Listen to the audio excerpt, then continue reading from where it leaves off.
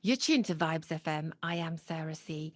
And today's special guest is a force of nature. Bold, sharp as a razor, insightful, incisive. Her lyrical ability is the stuff of legend. Her singing style is uniquely soulful. She has a brand new album out, Some Kind of Madness, and has kindly made time to come and talk to us here at Vibes FM. Today, it's also very personal for me because it fulfills a lifelong ambition to sit down and have a chat with Tanya Stephens. Tanya Stephens, welcome to Vibes FM.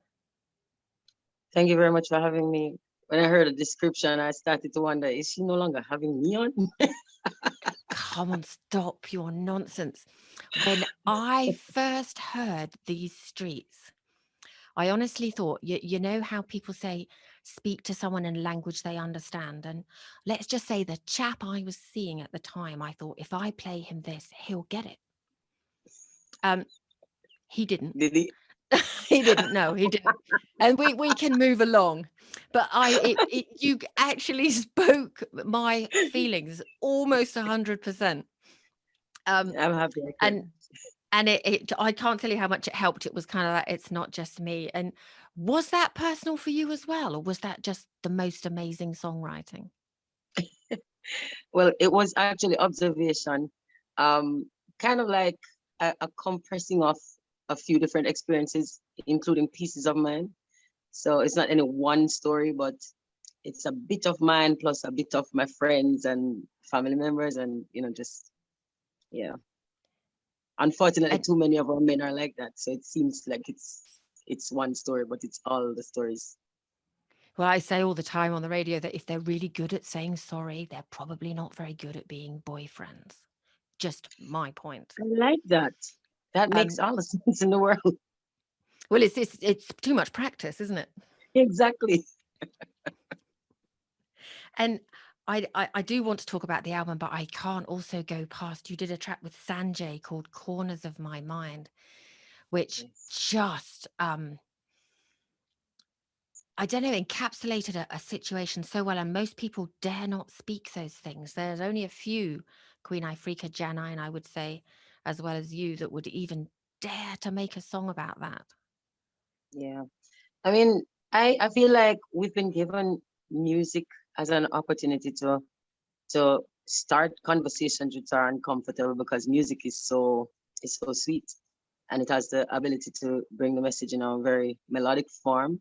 Like it's kind of like baby food, just breaking it down. It's like giving your kid a pill, but you crush it with some condensed milk or syrup to make them take it, because then they like the sugar. They hate the bitter, but they love the sweet. So that's what music is.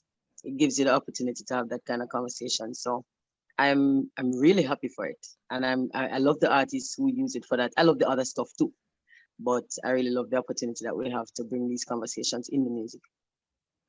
I don't know if it is, but it feels to me that your story is redemptive. And even when you tackle the really difficult things, you do it with such a sort of a wry humor that you're almost laughing with them.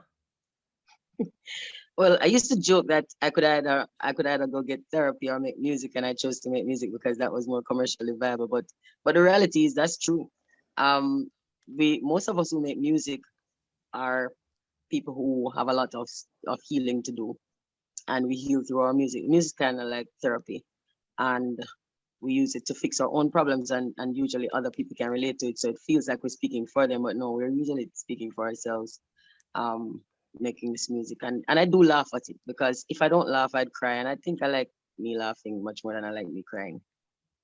That's so funny. When I've eventually, when I was young, managed to get a job in a reggae record shop, and everyone said I was not appropriate and it could not possibly be me. And I doggedly stuck with it. And in the end, they let me. And they used to say, "Why do you like reggae?" And I say, honestly, it's medicine for the pain. But it's also pleasure, and it's also grown into be much more than that. And the other thing that the glorious, victorious Gladys Wax used to tell me was, you have to live it. Yeah.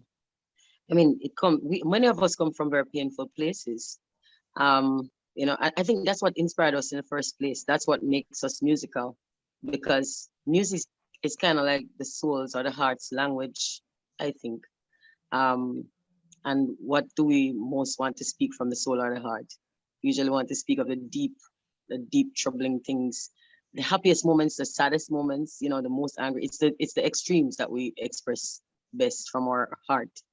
And that's what music gives us the opportunity to do. We've been through a lot and we want to share it. And then we share it and we realize we're not alone. They went through a lot too, Exactly. so it's not so bad, and then we heal together. Such a beautiful process, really. Yeah. I think so. And the things that we laugh at, I mean, I won't do it the way you do it, but I loved, look at you, pretty as a button behind that smile. Absolutely nothing. Um, Too Real for You was honestly, I can't tell you how much joy that song gives me, even to this day. Yeah, it amuses me too, because it's funny. I think it's really funny that so many judgments are placed on women. We have so many marks to hit just to be considered a woman, like as if we weren't just born that way. You know, we have to meet the age marriage by age goal. Otherwise, you failed at life because you didn't get married and Yeah. have the right amount of kids. A boy and a girl, for this tall, dark, and handsome stranger. Um, and then you have to meet the career goals without having it impact the family. Although the guy can be as impacting as he wants to be. We have too many markers to hit. Too many. But for me, it's ironic because I'm looking at them like, you want me to be all these things. You want me to be a 10. You're like a solid 2.5, and you demand a 10. Who is it that gives the men these kind of authorities? Like, the guy could look like a dog. He's demanding that I go do things to myself aesthetically that I have no interest in. You don't look like what you demand. You want somebody who's a young Meryl Streep, but you yourself, you're like, I don't know, you're Frankenstein's monster. You're not even one of the real characters. Um, and then the dumbest guy can put down the smartest woman, and I've never felt amused by that, really. But my dry humor takes over, my dark humor takes over and says, let's laugh anyway. Let's roast him. Let's poke fun at him. Like, sir, you're ignorant. You're not very accomplished. You haven't really done much with your life, and you don't look good either while you're at it. So I don't think you should be talking so loudly. And also, you have a very tiny phallus. I like to throw that in because that hurts them so much. Yes, yes, it's true. I always think the best revenge is to be happy. And if you want to put the cherry on top of that, be happy and successful. And Yes, for me, that's kill him. kind of how I use the driving there. And it, when I was young, I maybe didn't have the parents I hoped I might. And I tried to sort of substitute the voice of a father with people like Jim Rohn and Zig Ziglar. And I used to pretend that they were my parents and that they were giving me advice, not perhaps the advice I was getting. And so Mm. I was amazed that you put a song on your new album called Zig Ziglar. I don't expect very many people to get it. Some people may end up going to Google to see what is she talking about, but I thought it was really cheeky and funny and cool to play on who Zig was, a motivator. He was he was deeply and um into helping people to ascend, to become their best versions of themselves, to rise. And I played on a rise. And I I love making that song because it just felt so irreverent. And I'm not sure how the Zieglers will feel about it if they ever hear it. Hopefully they never do. Um, but it isn't meant to be harmful. It's meant to pay homage to his work, because he has done and continues to do so much good um, for people, as far as self-help and healing from all the things that set us back. And I think I kind of like maybe about 5% do what he does, but physically with the guys, I help them to rise too. Yeah, but to the Zigglers, I mean no harm. I come in peace, and I love and respect your patriarch, and I really hope you're not offended if any of you ever hear this song. Hopefully you never do. But if they do, I bet they have sense of humor too. Hopefully. I, I bet they have sense of humor too. And the brand new album, um, I love the way you open it, and it's about being judged, and it's people who agree with you, because we've all got like that now, haven't you? I have friends that I don't agree with, and it's such a rare thing. And I can have a conversation and not people get angry if you don't agree with Yeah. them these days. It's a And weird I time to be alive. I'm sorry. and I yeah, no. And I love that you opened it and you're just so honest. And there's so few people who are brave enough to just be honest. And I really admire your honesty. And I was wondering, were you tempted, instead of Who We Be, to start the album with Not Today? Um, Not really. I felt like who would be really kind of sums up my attitude, the way I respond to people. And people get very angry, by the way. People get extremely angry. Um, More angry when I say, please allow me to be myself, than if I said something bad about them. They're really angry. Like people feel like they should have franchise in everybody's lives. Like they should be able to tell you how to live, who to be, how to respond, how to speak, how to dress, how to act. And it's a very weird time to be alive. I'm not getting it. Like cancer culture messes with my mind. I don't understand why people want to have something like that. That you technically everybody wants to have a world that's customized to them.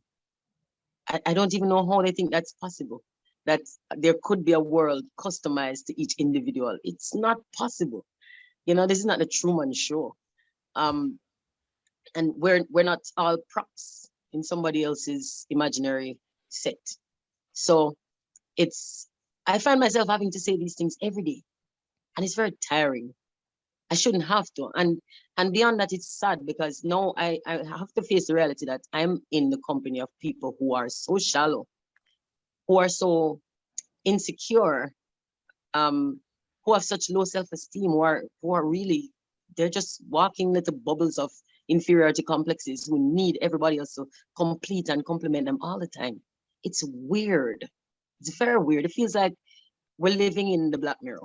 Like this is just one never-ending Black Mirror episode, and it's just weird. It freaks me out every day.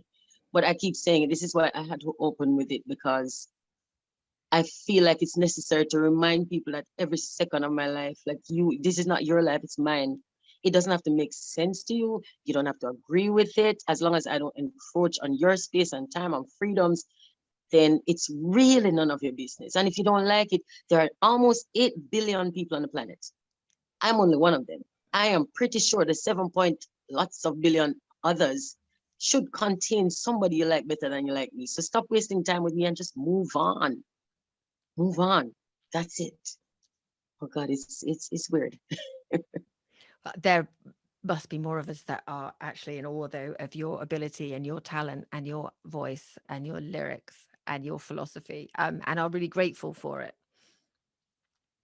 But I was just thinking, you might have begun, I'm a thick-skinned, whiskey drinking, foul-mouthed, critical thinking hippie on a soul mission, and you can't mess with my head today, not today, dread. Yeah. Um, and it's also a salute to Israel vibration. So as much as there is your, I can't say F you on the radio, but as much as there is that attitude, there's also, I think, a reverence and a homage paying to the roots artists and to Israel vibration. And I think it's deeper than that too. Well, so this song, not today, is actually the producer's pick, and he was adamant that this has to go on because he played me the beat. It was like, yo, this beat is bad. I've heard it before, obviously, and it's really nice. It's sweet. It's nice. And instantly I was inspired and I came up with the not today parts. Like, hey, I don't want to be messed with today. Leave me alone. But then I couldn't complete it, and he kept coming back to it. So it was one of the first songs we started on. It ended up being one of the last songs we finished because everything I wrote felt like it wasn't good enough. It didn't sum it up well enough. It didn't quite hit the mark. And he kept coming back to it like, hey, so you're in the mood for this one today? Because we have to have this one. And I'm so happy he did because it really is something special. And when I listen to it, and it comforts me, and I'm the one who said it. So there's something magical about the beat that, first and foremost, when I listen to the instrumental, I am still relaxed. It makes me feel like that. This is why I had to say that on it, because this is how I feel when I hear it. It's, and I hope it works for everybody else who hears it, because God, it works for me. Like, not today. Today is a chill kind of day. I'm just going to allow my senses to breathe, and I'm not going to be fighting with you. I'm not at any conflict at all. I'm one with the universe, and I'm just going to sit here. The most I'm willing to do with my energy today is roll and puff. That's it. I'm not doing anything else. I might finish a dream catcher that I started, but beyond that, I'm not engaging in any of these open-ended um, debate or debate to prove I can debate arguments, that humans get into on a daily basis. Not today. Today, I'm just going to drink some tea, if you don't mind. And if this doesn't work for you, move on, you know? Exactly. And the producer you talk, is that, this is Tads, right? Tads. So Junior Tads is the active producer. And of course, we're still under the tutelage and supervision of Senior Tads, because he didn't leave us. But Junior Tads really stepped out on this album. I swear. He's amazing. Like, sometimes he didn't know where I was going. And he was like, you know what? I trust you. Let me see what it sounds like when it's finished. And that's magical. That's being able to allow somebody else to be and to express is special. And it takes a really grounded, strong kind of person to do that, because it's really, he's the producer, but he let me produce too. So we did it together. Really beautiful experience. I wish everybody could have been in the studio with us, because it was magical. It was so good. And where was the studio? In Kingston. So Tad's recording studio is in Kingston on Red Hills Road. I did some recording at home too. I record on the previous albums, on the last maybe 4 albums, I recorded mostly at home. All of Revolution was recorded at home. All of Infallible, all of Guilty was recorded at home. Most of Gangsta Blues was recorded at home. But on this one, it was really important to step out of home and go into the studio, because we had 2 years of uncertainty. We were being instructed to stay at home. We had lockdowns, and it was a very depressing time. So, Sarah, I have to tell you, a lot of people think, I've heard the statement, "Fake it till you make it." I don't subscribe to that. A lot of people feel like they always need to put the best outside, and I think that is a disservice to myself. I didn't want to put the best outside. I was depressed, and I was not afraid to say it. I went into the studio and I told them, like, I'm sad. I don't want to be home anymore. I'm tired of my daughter. I'm tired of my nephew. I know they're tired of me. I want to see other people. I miss the crowds from the festivals. I miss the club. I miss the woman telling me about her baby daddy after the show. I miss taking shots. I need to take some shots with some people that I just met. I miss that. That is my life. And when I don't have my life, I have chaos, because my mind doesn't understand any of this that's going on. All of this that looks like normalcy, just being home. And I'm not used to that. I've been on the road since I was 16 plus. So I went into the studio, and when I go to the studio, I see Dean Fraser playing dominoes. Like, this is nice. And then Mr. Brownie comes into the studio, and he's Glenn Brownie on the bass. And then we all have also Danny Basie from Firehouse Crew. We have Lamonte, Monty on guitars, Khan Mitchum on guitars, Bowie on the keys, and and these are, and if anybody's listening who doesn't know these names, just understand that this is royalty. This is reggae royalty. I'm listening. It's great musicians, amazing, awesome people who have done so many great things, and we're in the studio just chilling, just being normal, the way I'm used to normal. And this is how I healed from being depressed. So if there's anybody listening who hasn't come out of their depression yet, or who can relate to having been depressed over the last 2 years, 2.5, 3 years, just know that you're not alone. Even if you see everybody stunting on social media, pretending that everything is fine, it's not fine. And it's okay that you went through something and your body, your mind responded to it. It's okay. You're not weird. You're not strange. You're normal. This is normal human response to tragedy. We had a lot of tragedy over the last couple of years. You know, many things happened. Not only did our loved ones die, but our way of life died. And it is okay to mourn it. We grieve. And so this is what was happening with me. And then I had to go into the studio to get out of that. I broke curfew a few times. I'm not going to apologize because when we're not working looking at the clock like, oh, the prime minister wants us to be home by. He said, you're not my father. I've been sitting here with these men for the last 5-6 hours. What's going to change? We're the same people. I'm going to go into my car by myself and drive home by myself and go into my house to the same two people I live with. This is not rocket science. What you're saying to me is stupid. I'm going to sit here until we're finished working because if I lose this train of thought, I can't catch it back tomorrow.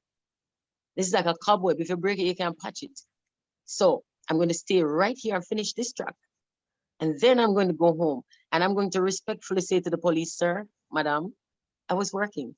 I was being productive with my coworkers all day. Nobody new came after curfew hours. It was still just us. So lock me up if you must. But this is what came out of it. Some kind of madness came out of the last few years of madness. And is that why you named the album so? Yes, partially. So there's a single on the album called Some Kind of Madness, which features Singer J, amazing talent. So it's named after the song on the album, but it's also inspired by all of the madness that I see around me, because most of what I see happening now is madness. It's like the humans always wanted a reason to be at war with each other. And every day they bust their brains trying to come up with new ways to be at war with each other. It's madness. It's just madness. And I've opted out of it. I want no part of it, you know, and I prefer to make an album. I think it's a good choice. And congratulations, because you're going to be 50 next year. Yes. And And 50 never for the looked people or who've heard sounded me so making a good. video, Go on, sorry.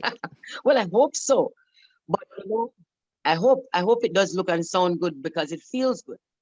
It feels good and it feels defiant. And it feels like everything they told me was a lie. You know, they've taught us since we were little girls, like you peak by the time you hit 30. I have not peaked yet. And I dare anybody to challenge that. I am at my best. This is the smartest I've ever been, the wisest. I'm the most experienced I've ever been. I'm the most successful I've ever been. I'm the most confident I've ever been. I'm the most self-assured.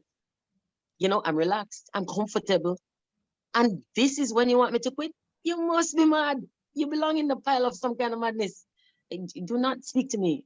And the person who speaks like this, that's the peasant of the world. We who stand up and just live, we're the royalty. We are.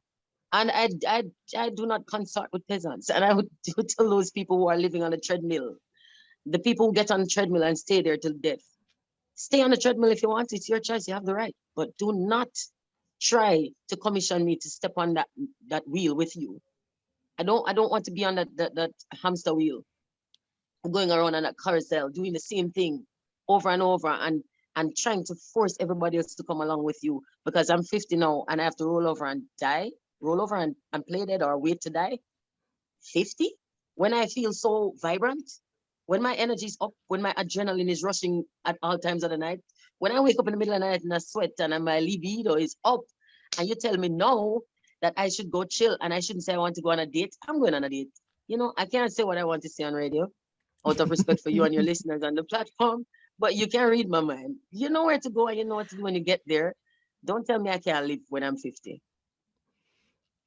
Exactly. Well, by this point, we are at our most potent, so we should be able to, we actually know what's best for us. We don't need someone else to tell us. And I always think you should trust your inner voice. And nothing is more important than the people you have around you. I definitely agree with that. So choose them wisely. And you've chosen some great people to collaborate with. Sadella Marley, Diana King, and that song just creeps on you. And then the harmonies. Could you tell us a little about that? I guess it's very personal. I've always been, you know, trying to tell the story. But I think I used to tell the story of the survivor of sexual violence, which is what we talk about on the song Diamonds in the Sun, which features Sidela Marley and Diana King. Big them up, two amazing women.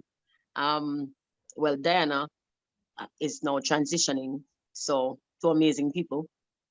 And it's an important story for me because it's my story. I am a 2 times survivor of sexual violence, and I've never really heard my story told in full.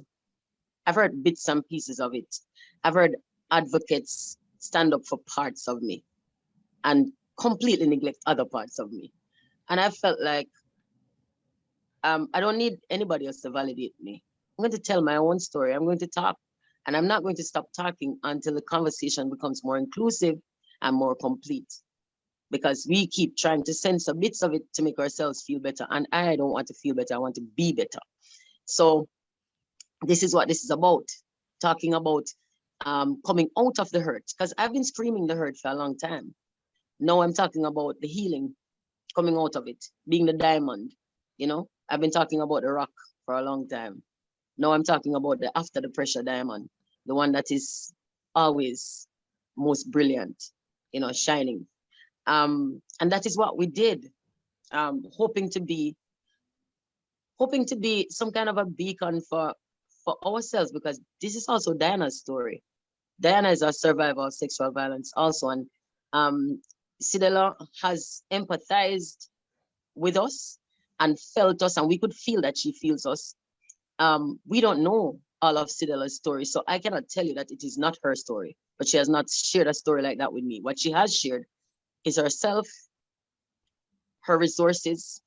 She's shared her passion, her emotions. She's been very raw. She's let herself be vulnerable with the people who are vulnerable and need help. And she's come out and helped to create space for women like me who don't have my tools. So the three of us together, every time I listen to that song, I get goosebumps. And I'm a part of the song, but I'm in awe of the song. I swear. By the time I get to Diana, I have tears in my eyes and I have goosebumps, and I'm a mess. I'm blubbering, because not sadly, but in a happy kind of way, because it feels like we hear us and people are hearing us, and the response to it has been amazing. Men are saying, you touched me, and I listen to the song, and boy, I'm not lie, bring a tear to my eye. I understand what you're saying, and that is the best feeling in the world, that they start to listen to us. So I think we achieved what we set out to do, and I have to say lots of love and respect and thanks to these two amazing humans on the record with me. Brilliant. Thank you so much. And thank you so much for taking the time to talk to us. We really do appreciate it. I could actually go through every track on the album with you, but we don't really have the time for that. But the one I wanted to draw your attention to was Worth Your Weight in Gold, featuring Nadine Sutherland. And it seems a really good place to end it, because you certainly are worth your weight in gold and more. And it feels very rootsy again. Yeah, it feels good.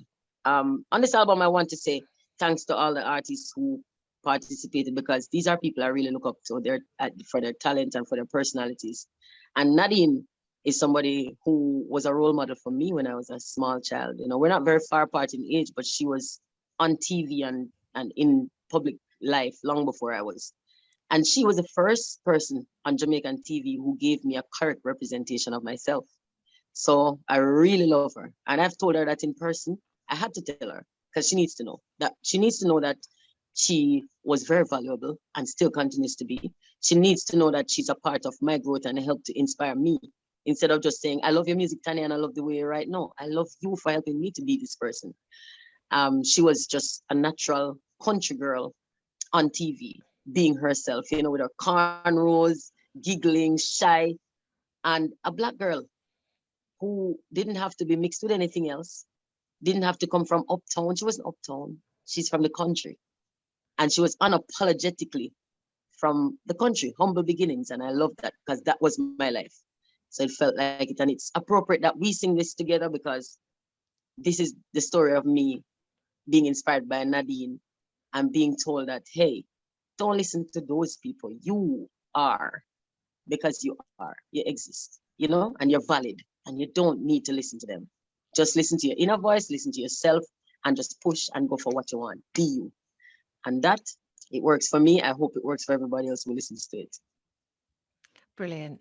Tanya, thank you so much for taking the time. We really do appreciate it. People, of course, can follow you on Instagram, somewhat famously. I am Tanya Stephens. And is there anywhere else they should look, or is Instagram the best place? Instagram is the place I'm most active, but I'm also new to TikTok. Still, I am Tanya Stephens. I'm on Facebook.